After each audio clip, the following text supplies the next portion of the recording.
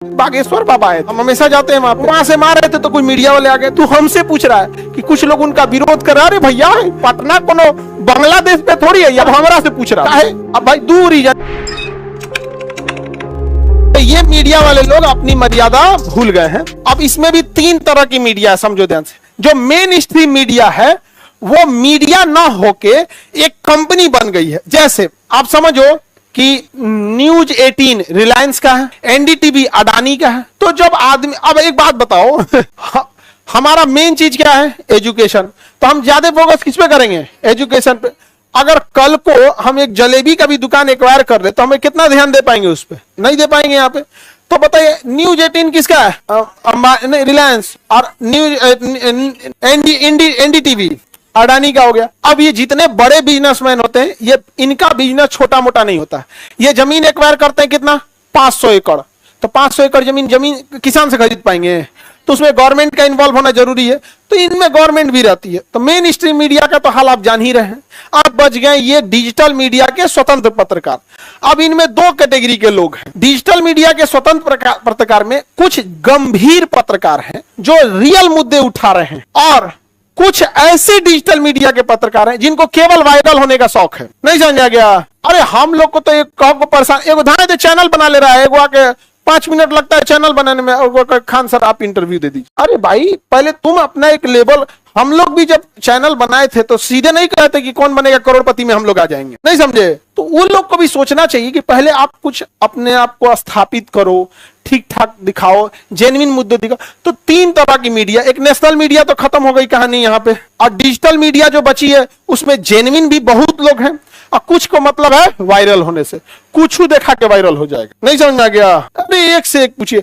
हम यहाँ एक तो ना आर्मी का या एनसीसी का वो था, वहां पे एनसीसी का प्रोग्राम हो रहा था। तो हम एनसीसी में हम तो क्योंकि एनसीसी के एलिमनाई हैं, हम हमेशा जाते हैं वहां पे। तो वहां से मार रहे थे तो कोई मीडिया वाले आ गए। तो कुछ लोग पूछे कि सर एनसीसी का क्या है? ठीक है।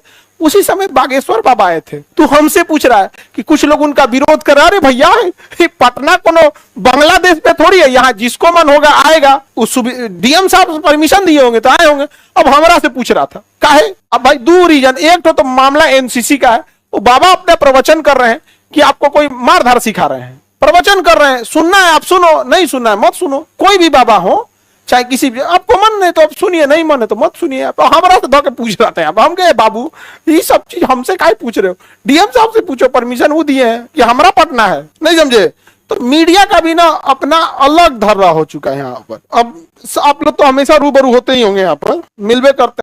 शायर ने शायरी कहा था कि एक दौर था जब सब कुछ खोकर तुझे पाने की तमन्ना थी, अब अगर तू खुदा भी हो जाए तो सजदा न कर। दाना डाल के कबूतर फंसाया जाता है, बाज नहीं है। और अगर किसी ने फंसा लिया ना तो पिंजरा सहित लेके उड़ जाएंगे। आदमी शांत रहता है तो इसका मतलब ये नहीं मेरी लाइफ एक हैंडपंप की तरह है, दिखता जितना है ना उससे बहुत नीचे है। पढ़ाई करके सक्सेस हो जाओगे। तो जिन लोगों ने तुम्हें ब्लॉक मारा है, कल सर्च मारेंगे।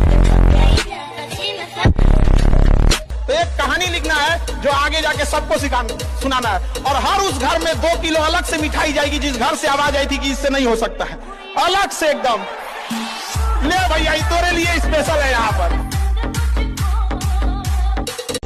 और मिजाज में कुछ शक्ति भी जरूरी है, वरना लोग पी जाते अगर समंदर खारा ना होता। अपने आप को इतना भी सस्ता मत कीजिएगा कि 2 कौड़ी का इंसान खेल के चला जाए।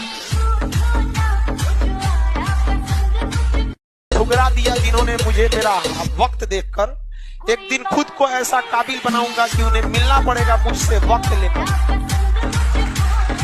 एक शायर ने कहा था कि बड़े कमबख्त हैं ये गुब्बारे, चंद सांसों में फूल जाते हैं, थोड़ी सी ऊंचाई पाकर अपनी औकात भूल जाते हैं। अच्छे इंसान और अच्छी किताबें जल्दी समझ में नहीं आता है, वक्त लगाना पड़ता है। समझ गया? बहुत दूर तक जाना पड़ता है ये जानने के लिए कि करीब कौन था। पढ़ाई करके सक्सेस हो जाओगे। तो जिन लोगों ने तुम्हें ब्लॉक मारा है, कल सर्च मारेंगे। बाप के पैसा से सजना झलना अच्छी बात नहीं है। अपने पैसा से पिताजी को ले जाइए, पापा आज अपने पसंद से कपड़ा खरीदिए, हम ले जाते हैं।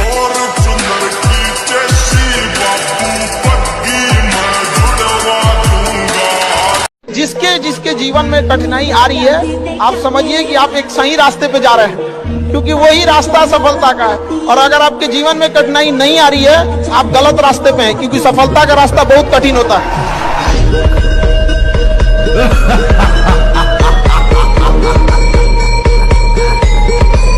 जीवन में किसी के लिए आंसू मत बहाइएगा, वो आपके आंसुओं के काबिल नहीं होगा, और जो आपके आंसुओं के काबिल होगा वो कभी आपको रोने नहीं देगा।